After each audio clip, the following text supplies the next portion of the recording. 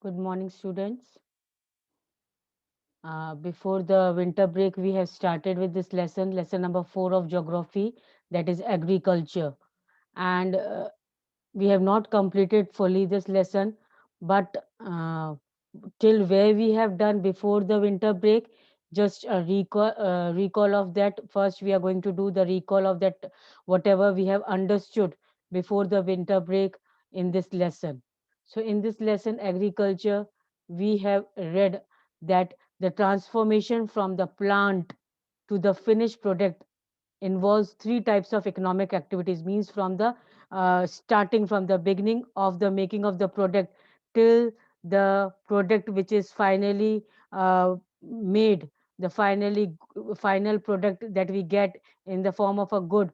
Mainly three types of economic activities it is involved in, and these are primary, secondary, and tertiary activities. Now, primary activities include the extraction and production of natural resources, means whatever natural resources are there, they have been extracted or they have been produced through the primary activity, and this includes the agriculture, fishing, or gathering of some other fruits and roots. Then second activity, economic activity we have read about, was secondary activity, and this is mainly concerned with construction and manufacturing, that is manufacturing of steel or baking of bread. That is, it is connected with the processing of the resources, whatever resources which have been extracted or which have been produced through the primary activity, they have been further processed or manufactured through the secondary activity. And then third, tertiary activity, tertiary activity is the support to primary and secondary activity, and it gives supports to primary and secondary activity in the form of the services it provides to the primary and secondary activity. Now, what type of services tertiary activity provides? It provides services like transportation, trade, banking, insurance, advertising. These are the different types of tertiary activities which are being provided to primary and secondary activity for further processing of the particular finished product. Then agriculture is a primary activity. It includes growing crops, fruits, vegetable, flowers, and rearing of livestock. That means agriculture is a primary activity, means the extraction and production is done in this agricultural activity, and which not only includes the growing of crops, fruits, and vegetables and flowers, but it also includes the rearing, the taking care of the livestock. Now, what is the livestock? It is the animal. Uh, so taking care of animal, domesticating the animal for their particular use, it is all considered as an agricultural activity, and it is concerned with the uh, primary activity. Then, favorable topography, soil, and climate are important for agricultural activity. Now, as we have understood that agriculture is a very important and a primary activity, which includes the growing of crops, fruits, vegetable, flowers, and taking care of the animals. But the proper soil, the topography, that is the proper land and the soil, plus climate, plays an important role for this agricultural activity. And this, we have also read about the word origin of agriculture. It is derived from the Latin word, that is agar or agri, that means soil, and culture means cultivation or tilling of the soil. That is, together it is called as tilling of the soil. Then further we have read about in this is different types of culture, that is agriculture. It is a science of art and art of cultivation of soil, raising of crops, and rearing of livestock. All this will be included in agricultural activity. Then what is sericulture? It is a commercial rearing of silkworm. Commercial rearing of silkworm means it is reared, the silkworm is reared for the commercial, for the trade purpose, to earn profit, to make money. Then pisciculture is also breeding of the fish, and especially it is done in tanks and ponds for the profit making. Then viticulture, it is the cultivation of grapes.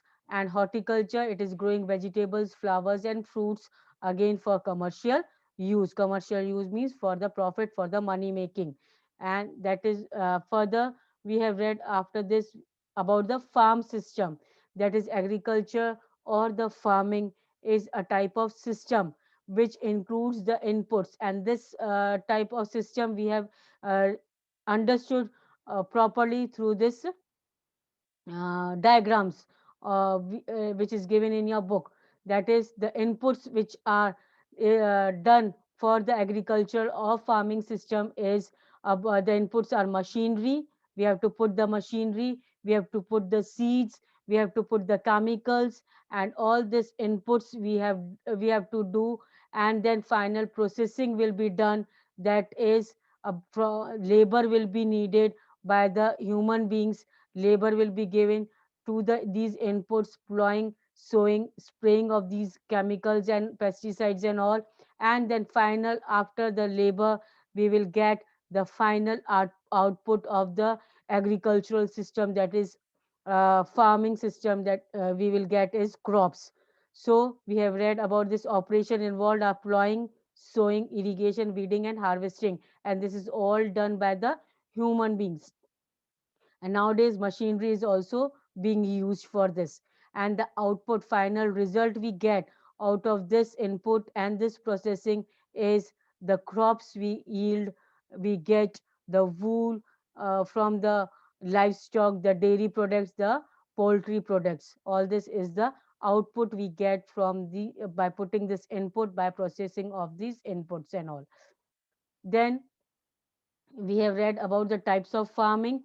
Two types of farming mainly we have understood, that subsistence farming and commercial farming. Subsistence farming is the farming which is practiced to meet the needs of the family, farmer's family only. The farmer is growing the crop to fulfill the needs of the family only. And the subsistence farming is further classified into intensive and primitive subsistence. Intensive subsistence again cultivate, it is the cultivation on the small plot.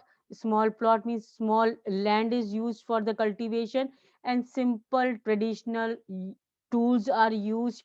With more labor, more human labor is required for the intensive subsistence agriculture. So it is mostly done on the small land, small plot, and using simple tools, and more human labor is required for this agriculture, this type of agriculture. Then next, primitive subsistence agriculture. This includes the shifting cultivation and nomadic herding. Now, primitive subsistence again includes the shifting cultivation and nomadic herding. Now, what is shifting cultivation? We have understood clearly in a previous class that it is in this shifting cultivation, the plot of land is cleared, means total cleared. It is uh, the the particular land which is to be sown, it is cleared by felling the trees and burning them. Whatever uh, trees are there, the growth of plants is there, it is all cleared up by felling them and by burning them. And the ashes which are there of these burnt trees, they are mixed with the soil, and crops like maize, yam, potatoes, cassava are grown on that particular soil. And after the soil loses its fertility, after once the uh, production or the agricultural produce is harvested, the soil loses its fertility. Then the land is abandoned, means the land is uh, let it free, means no more things are cultivated on that particular land, and the farmer moves to the another new plot for the cultivating, for cultivating another field. The shifting cultivation is also called as slash and burn. And then further in this primitive subsistence only, after shifting cultivation, we have read about nomadic herding, which means that it is also a type of farming in which herdsman means the group of animals. Herds is what? The group of animals. So the group of animals, when herd by a particular person, it is the herdman. So the herdsman move from place to place with their animals for fodder and water. Fodder is the food for animals, and the water. and the definite route is there for them, and they move from one place to another in search of food and water for their animals, just because of the climatic condition, because of the different climatic condition, and uh, different type of topography, the soil, the land, which can be suitable for their animals. They move to that particular land with their herds, and they herd the animals, because they rear the animals, because they provide milk, meat, wool, hides, and other products to the herders and the families. That is why they tame the animals. Then today I think we have completed, uh, before the winter break we have completed till here. Now today, the commercial farming. In commercial farming, the crops are grown and animals are reared for the sale in market. So what is commercial farming? It is a farming where the crops are grown and animals are reared for the sale in market. When you will sell the thing, then you will definitely get the money. The area cultivated and the amount of capital used in the large is large.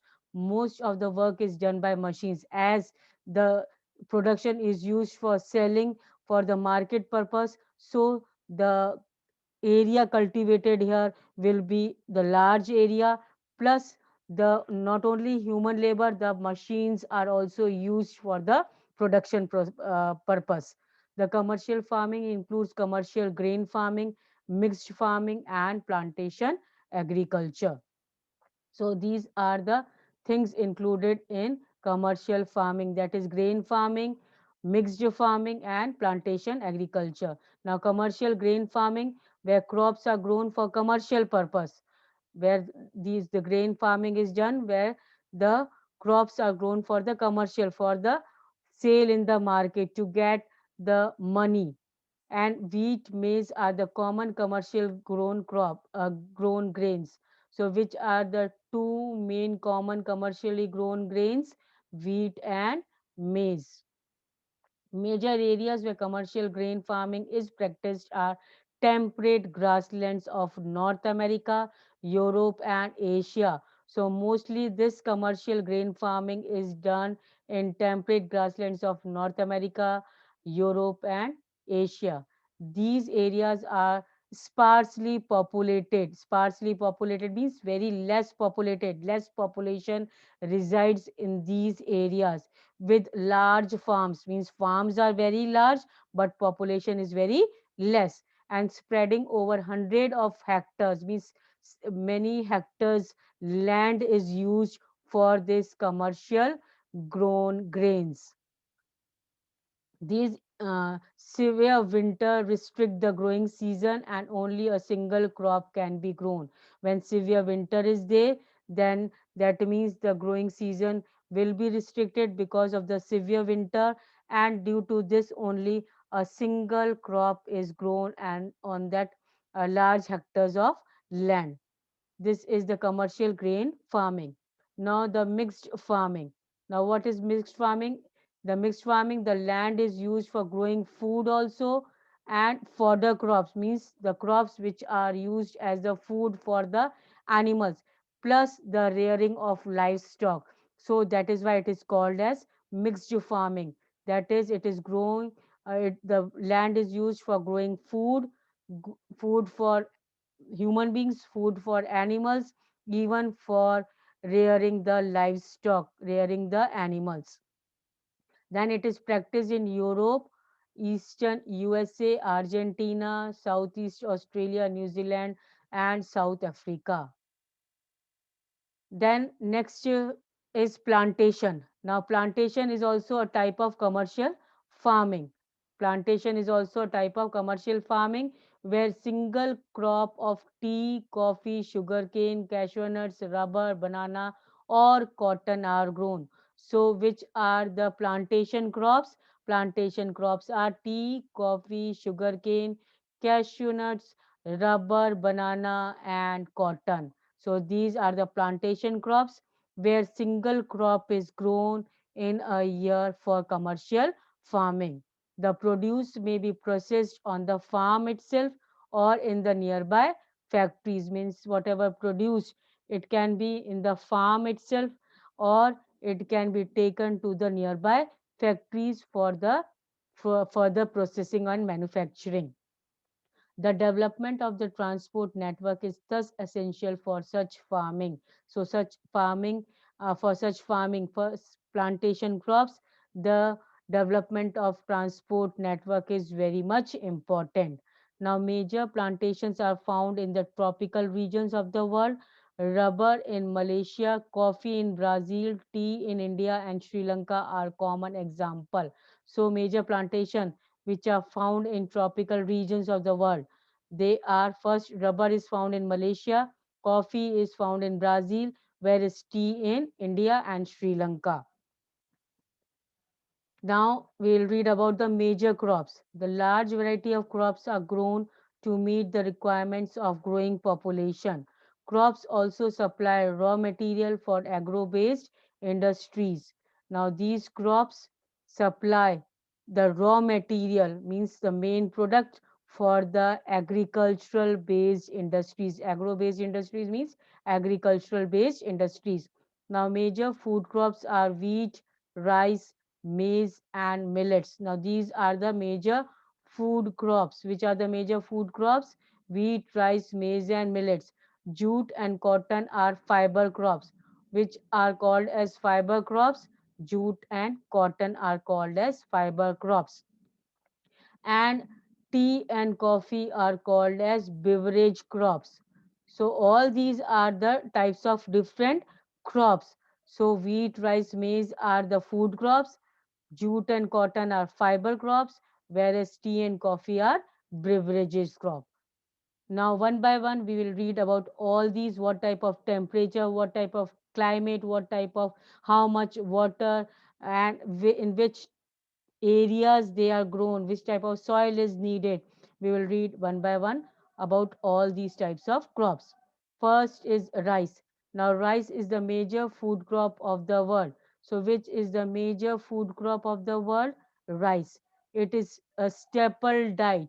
It is a staple diet, means most of the people like this rice for the tropical and subtropical regions. So most of the people of tropical and subtropical regions, rice is the intake of rice is more. Rice needs high temperature. Now, what type of temperature? High temperature, high humidity, and rainfall is needed for growing the rice. Now, it grows best in alluvial clay soil. So, which type of soil is needed? Or alluvial and clay soil is needed, is most suitable soil for growing of rice. And why it is most suitable soil for growing of rice? Because it can retain water, it can give the water back, because rice needs more amount of water to grow. China leads in the production of rice, followed by India, Japan, Sri Lanka, and Egypt. First and foremost, uh, means most production is done in China of this rice, and then after China, India, Japan, Sri Lanka, and Egypt. In favorable climatic condition as West Bengal and Bangladesh, two or three crops grow a year are grown, means two or three times in West Bengal and Bangladesh also rice can be grown if climatic condition is suitable. Then next, coming to wheat. Wheat requires moderate temperature, as rice require high temperature, high humidity. Wheat requires moderate temperature, means neither too hot, neither too nor too cold. And rainfall is also should also be moderate during growing season, and bright sunshine at the time of harvest, means the during the harvest time of wheat, it needs a bright sunshine. It should be bright sunshine when the time of harvest is there for wheat. It thrives best in well drained loamy soil. So well drained loamy soil is needed for the growth of wheat. Wheat is grown extensively in USA, Canada, Argentina, Russia, Ukraine, Australia, and India. And in India, it is grown in winter. In India, when is wheat grown? In India, wheat is grown in winter, because at that time that moderate temperature is there and rainfall is also not too much. Then the third crop we'll read about is millets. They are also known as coarse grain and can be grown in less fertile and sandy soil. So, which type of crops is called as coarse grain and can be grown in less fertile and sandy soil? It is millets, and it is a hardy crop. Why it is called as coarse grain? Because it is a hardy crop. The shell is very hard and that needs low rainfall. This type of crop needs low rainfall and high to moderate temperature and adequate rainfall. And this includes the millets includes jawar, bajra, and ragi are grown in India, other countries Nigeria, China, and Niger. So they millets are grown here also. So in picture you can see that here banana plantation is there, here rice cultivation is there, more water is needed, so it is cultivation here watery land is there where they are cultivating the rice. Wheat harvesting is there here, and here bajra cultivation, see bajra are there. Now next is maize. Maize requires moderate temperature, rainfall and lots of sunshine. Much sunshine is needed for maize, and maize is grown in North America, Brazil, China, Russia, Canada, India and Mexico. And maize is also known as corn. Various colorful varieties of maize are found across the world. Then this it needs well-drained fertile soil. Maize is grown in North America, Brazil, China, Russia, Canada, India, and Mexico. So they are the places where mostly we can grow maize, and accurate temperature and rainfall is present here to for the cultivation of maize. Next, coming to cotton. Cotton requires high temperature, light rainfall, and 210 frost-free days plus bright sunshine also for its growth. So these are the main necessities for the growth of cotton, and especially 210 frost free days should be there. No frost should be there at that time during the cultivation of cotton. It grows best in black and alluvial soil. So black and alluvial soil is best for the cultivation. It is the best suitable soil for the cultivation of cotton. Now China, USA, India, Pakistan, Brazil and Egypt are the leading producers of cotton. It is one of the main raw material for the cotton textile industry. Next, coming to jute. Jute are also known as jute was also known as golden fiber. So what is also known as golden fiber? Jute. It grows well on alluvial soil and requires high temperature, heavy rainfall, humid climate. That means neither too hot nor too cold. It needs a humid climate. This crop is grown in the tropical areas. India and Bangladesh are the leading producer of jute. So, which are the leading producers of which countries are the leading producer of jute? India and Bangladesh. Next, coming to the plantation crops, that is coffee.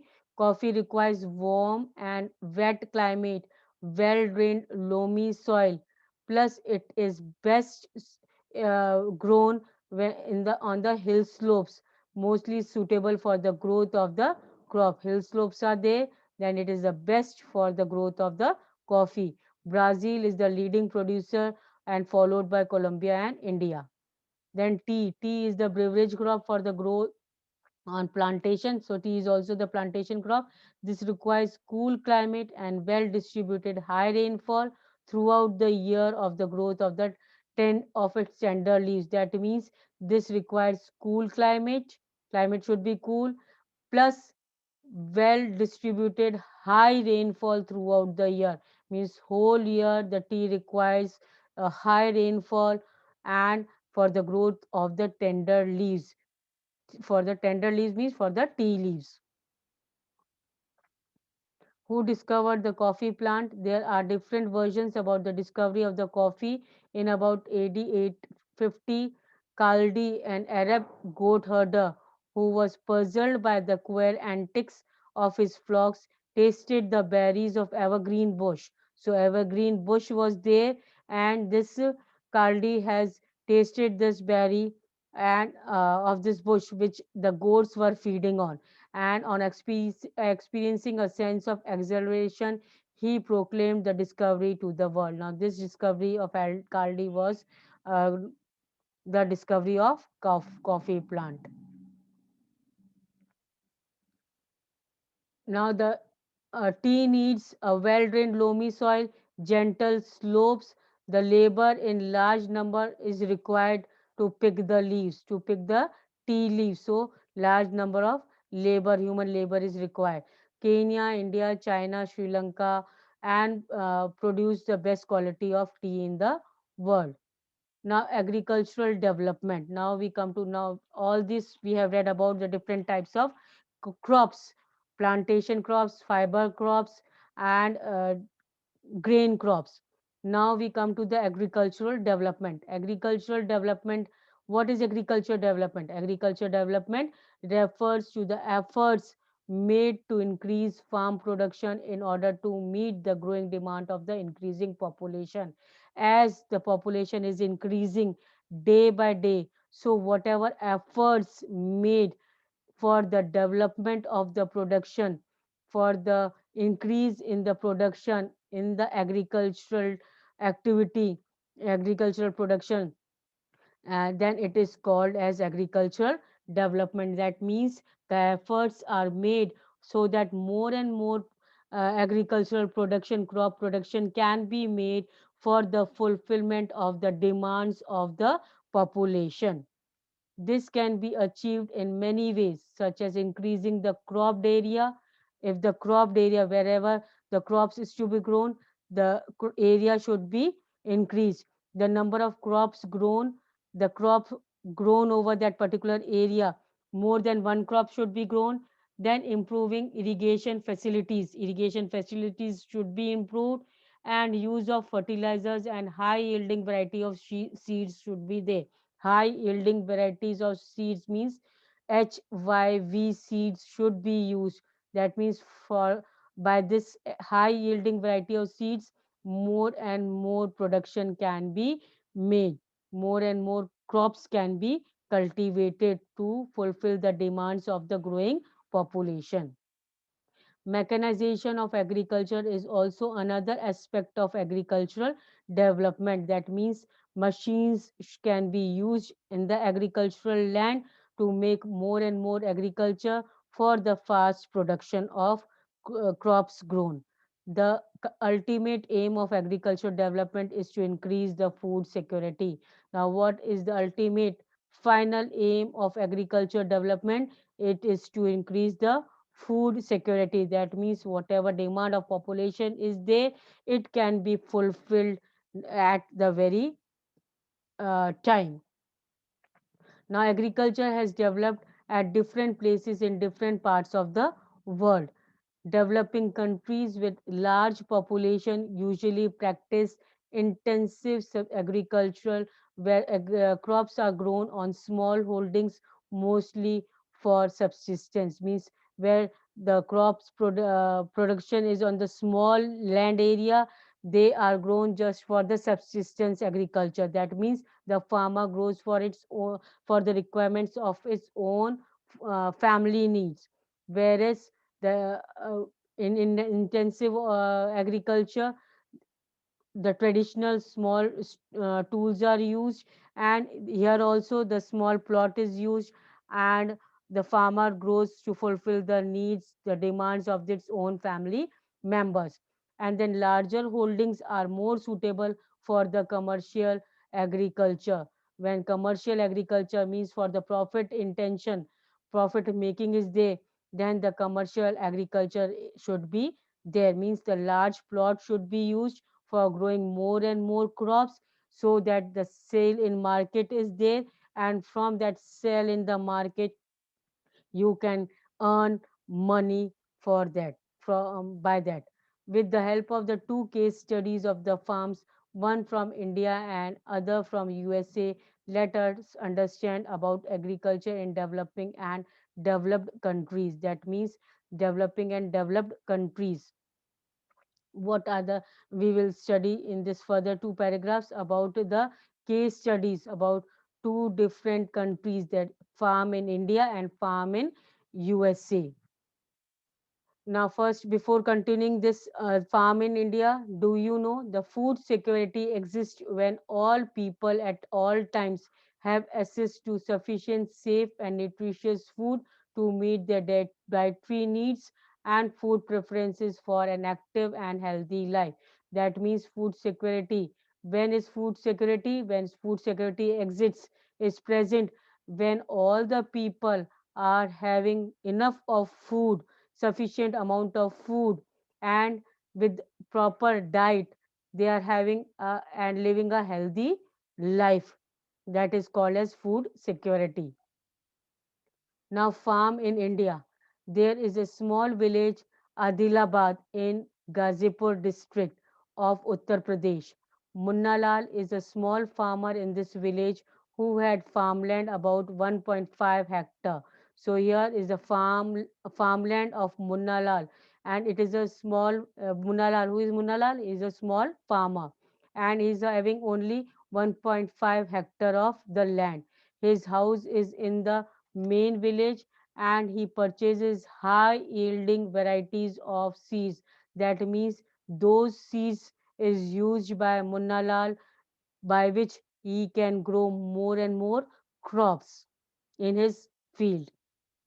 And he purchases high yielding varieties of seeds from the market every alternate year. Means in every alternate year he purchases these seeds, good seeds from the market, and the land is fertile and he grows at least two crops in the year. He grows two crops in a year because he uses high yielding variety of seeds, plus the land is also very fertile, and the farmer takes advice of his friends and elders as well as government agricultural officers regarding farming practices. Means Munalal take advice of his farm friends, elders, even the government officials regarding the farming practices. He takes the tractor on rent. Means he is not having his own tractor, he is taking the tractor on the rent for plowing the field. And though some of his friends still use traditional methods, though some of his friends use traditional methods, but now Munnalal is using high yielding variety of seeds, plus using the tractor also, so that he can grow more and more amount of crops, whereas the friends use traditional methods of using bullocks for the plowing. There is a tube well in the nearby field which he takes on rent to irrigate his field. So for irrigation also he is using the tube well so that he can irrigate the fields properly. Munalal also has two buffaloes and few hens. He sells milk in the cooperative store located in the nearby town. He is a member of cooperative society which also advises him on the type of fodder for his animals, safety measures to the protect and health of the livestock, and artificial insemination. That means Munnalal is having two buffaloes and few hens, and he is taking care of all these livestock, also taking care of the animals properly so that he can earn more and more profit. All the members of the family help him in various farm activities.